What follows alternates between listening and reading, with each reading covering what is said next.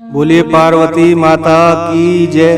भक्तजनों, अब आपको गणगौर व्रत की कथा सुनाते हैं। यह व्रत चैत्र शुक्ल तृतीया को मनाया जाता है।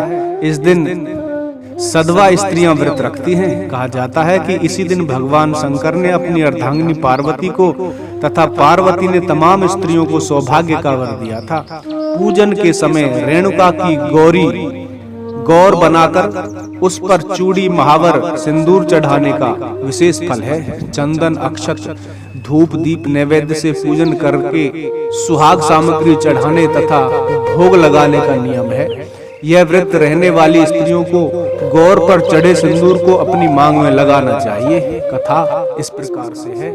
एक समय भगवान शंकर नारद एवं पार्वती को साथ लेकर पृथ्वी पर चल दिए। भ्रमण करते हुए तीनों जन एक गांव में पहुंचे। उसी दिन चैत्र शुक्ल तृतीया थी। गांव के लोगों को जब शंकर जी तथा पार्वती जी की सूचना मिली तो धनी स्त्रियां उनके पूजनार्थ नाना प्रकार के रुचिकर भोजन बनाने में लग गईं। इसी कारण से उन कुलवंत स्त्रियों को काफी देर हो गई। दूसरी ओर निर्धन घर की स्त्रियां जैसी बैठी थी वैसे ही थाल में हल्दी, चावल तथा अक्षत, जल आदि लेकर शिव पार्वती की पूजा करने को चली गईं। अपार श्रद्धा भक्ति में निमग्न उन अभिजातीय स्त्रियों को पार्वती ने पहचाना तथा उनकी भक्ति रूपी वस्तुओं को स्वीकार कर उन सब के ऊपर सुहाग रूपी हल्दी छिड़क दी। इस प्रकार मातेश्वरी गौरी से आशीर्वाद तथा मंगल कामनाएं प्राप्त कर वे औरतें अपने अपने घर चली गईं। तत्पश्चात कुलवंत स्त्रियां 16 श्रृंगार 56 प्रकार के व्यंजन सोने के थाल में सजा कर लाईं। तब भगवान शंकर ने शंका व्यक्त करते हुए कहा, पार्वती जी, तुमने तमाम सुहाग प्रसाद तो साधारण स्त्रियों में बांट दिया, अब इन सबको क्या दोगी? पार्वती जी ने कहा, आप इसकी चिंता छोड़ दें। उन्हें केवल ऊपरी पदार्थों से निर्मित रस दिया है, इसलिए उनका सुहाग धोती से रहेगा, परंतु इन लोगों को मैं अपनी अंगुली चीरकर रक्त सुहाग रस दूंगी, जो मेरे समान ही सौभाग्यशालिनी बन जाएंगी। अस्तु, अब कुलीन स्त्रियां शिव पार्वती का पूजन कर चुकी तो देवी पार्वती ने अपनी उंगली चीरकर उसके रक्त को उनके ऊपर छिड़क दिया और कहा, तुम सोग वस्त्र आभरणों का परित्याग कर मोह माया से रहित हो तथा तन मन धन से पति सेवा करना, अखंड सौभाग्य की प्राप्ति होगी। भवानी का यह आशीर्वचन सुनकर तथा प्रणाम करके कुलीन स्त्रियां भी अपने अपने घर लौट आईं तथा पति परायण बन गईं।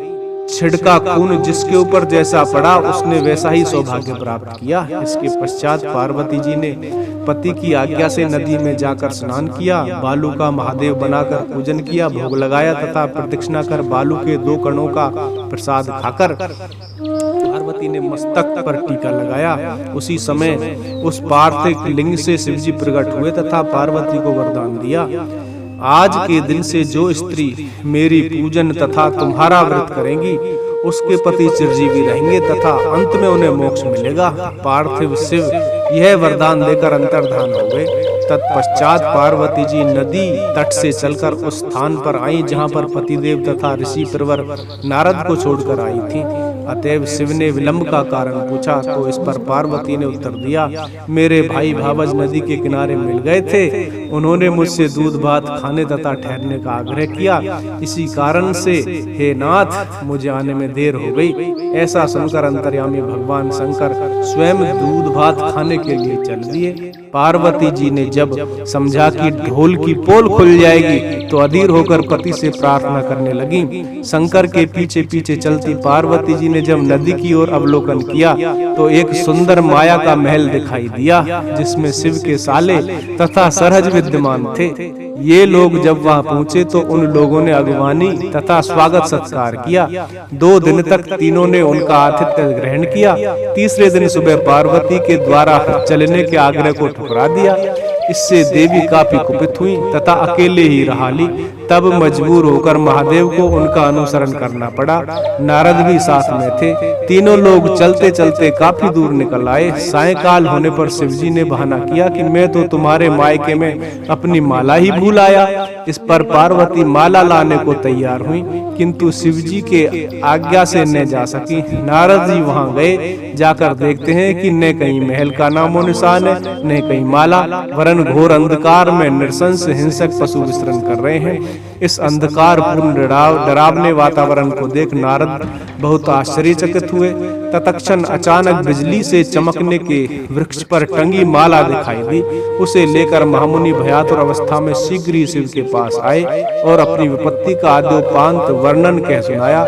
इस प्रसंग को सुनकर हंसते हुए शिव ने नारद से उसका आदि मूल कारण बताया। हे मुने, आपने जो कुछ भी दृश्य देखा वह पार्वती की अनोखी माया का प्रतिफलन है। वे अपने पार्थिव पूजन की बात को आपसे गुप्त रखना चाहती थीं, इसलिए उन्होंने झूठा बहाना बनाया। फिर उसे सत्यास्थित करने के लिए उन्होंने अपने पतिव्रत धर्म की शक्ति से झूठे महल की रचना की। अपितु सच्चाई को उभारने के लिए ही मैंने भी माला लाने के लिए तुम्हें दोबारा उस स्थान पर भेजा था। ऐसा जानकर महर्षि नारद ने माता पार्वती तथा उनके पतिव्रत प्रभाव से उत्पन्न घटना की मुक्त कंठ से प्रशंसा की। जहाँ तक उनके द्वारा पूजन की बात को छुपाने का सवाल है, वह भी समुचित ही जान पड़ा, क्योंकि पूजा छिपा कर करनी चाहिए। मेरा यह आशीर्वचन है कि जो स्त्रियां इस दिन को गुप्त रूप से पति का पूजन कार्य संपादित करेंगी, उन्हें अपनी कृपा से समस्त मनोकामनाओं की पूर्ति होगी तथा उनके पति भी चिरंजीवी होंगे।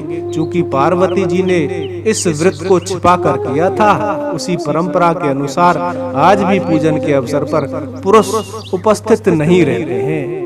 बोलिए दुर्गा माता की जय, बोलिए शंकर भगवान की जय, बोलिए पार्वती माता की जय। भक्तों, इस प्रकार यह गणगौर व्रत की कथा संपन्न हुई।